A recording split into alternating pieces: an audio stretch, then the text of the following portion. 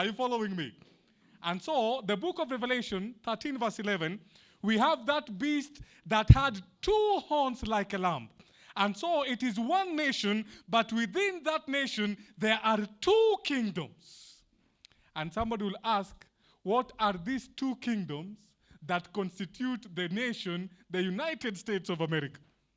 For you to understand the two kingdoms, we have to understand who or the philosophy about the kingdoms from the lamb himself. Because we are told it had two horns like a lamb. And the lamb is a symbol of Jesus Christ. So the question becomes, which two kingdoms did Jesus recognize? Are you following me?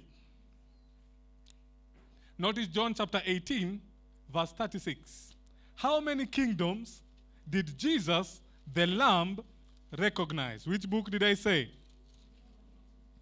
John chapter 18, verse 36. This is the discussion between Jesus and Pilate.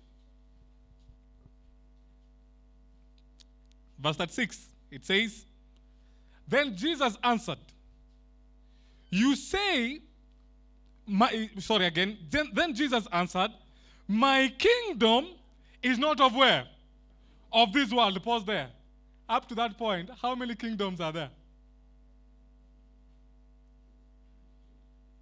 You people, you're too slow. How many kingdoms? Two kingdoms. He's saying, my kingdom is not of this world. What is the implication?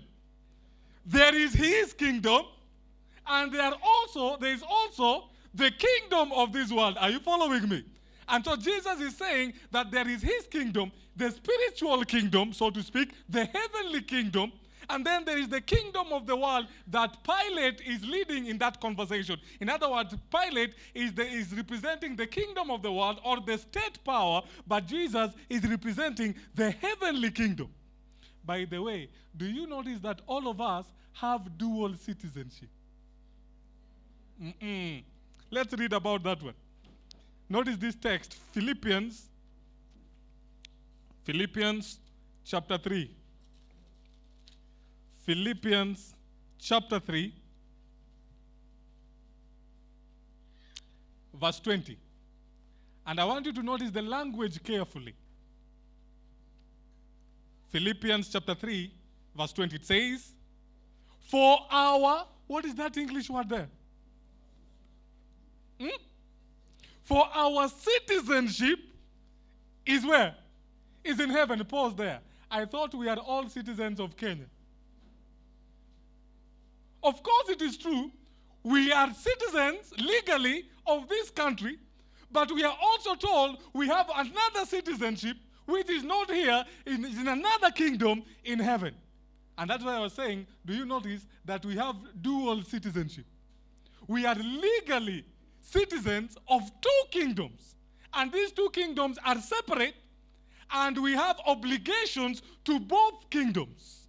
We have obligations to the kingdom of this world, the state that we live in, but we also have obligations to the other kingdom, the church or the heavenly kingdom, if you please.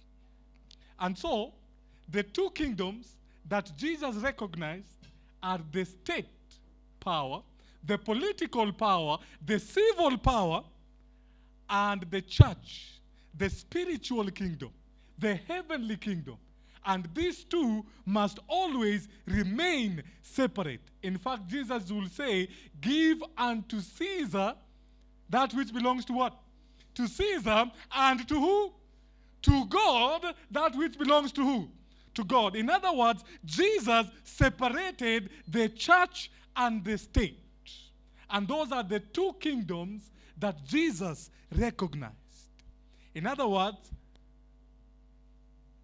the lamb-like beast in Revelation chapter 13 verse 11, that beast that had two horns like a lamb, in other words, I am saying the secret of its power lied in the separation, recognition and separation of church and state. In fact, listen to this interesting statement from the book Great Controversy, page 441. After the pilgrims, the church fled to the United States. Listen to what happened. Freedom of religious faith was also granted, every man being permitted to worship God according to the dictates of his conscience. Then she says, republicanism and Protestantism became the fundamental principles of the nation. Now somebody will ask, what do you mean that the foundations or the principles of the foundation of the nation was republicanism and Protestantism? Republicanism simply means a nation without a king, and Protestantism represents a church without a pope, in simple language. And so there was separation of church and state, and the two remained separate, and the state was protecting the liberty to worship. Then she says this last statement. These principles are the secret of its power and prosperity. Did you catch that statement? That the secret behind the prosperity and strength of the United States lied in the separation of church and state. Are you following me? But of course, you have already noticed, by the time we end the history of this world, we have noticed that that beast will speak like a dragon and cause the whole world to worship the first beast. That means it will go against the principles that were the secret of its power. Maybe we are saying it will betray the secret of its strength. Notice when the founding fathers of the United States of America, while they were writing their constitution, they ensured that this statement had to go in the constitution. This is called the First Amendment. Listen carefully to what it says. It says, quote, Congress shall make no law respecting an establishment of religion or prohibiting the free exercise thereof. Did you catch that statement? We will come back to it. That Congress shall make no law, number one, to establish a religion, or two, to prohibit the free exercise thereof. And we will notice actually there are biblical examples where the state establishes a religion, and there are examples where the state prohibits the free exercise of religion. Those are two different points. And they are saying here that the state shall make no law to establish a religion or to prohibit the free exercise thereof.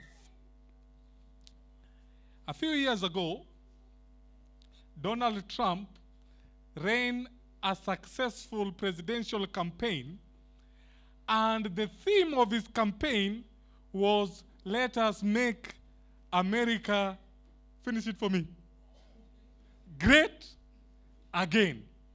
You see, when we say great again, it implies it must have been great, and somewhat they have lost their greatness, and now they want to make the nation great again. Are you with me? And it begs the question, what is it that makes a nation great? Maraga, before he made his famous ruling, he had a preamble statement. And in his preamble statement, before he gave the ruling, in fact, that statement went viral. He made the following remark, quote, the greatness of a nation lies in its fidelity to its constitution and strict adherence to the rule of law, and above all, the fear of God. Do you remember that statement? A profound statement that the greatness of a nation lies in its fidelity to its constitution. But according to his worldview, Maraga says, even if we adhere to the constitution strictly, that is not sufficient to make a nation great. He ends by saying, and above all, the fear of God. And I want to suggest to you that that is a biblical statement. that when you want to ask the question, what is it that makes a nation great? It is not civil rules and us following the Constitution to the letter, however good the laws might be. Notice Proverbs chapter 14, verse 34, when we ask, what is it that makes a nation great? Proverbs 14, verse 34. Proverbs 14, verse 34. It says there, righteousness does what? Exalts a nation, but sin is a reproach to any people. What is it that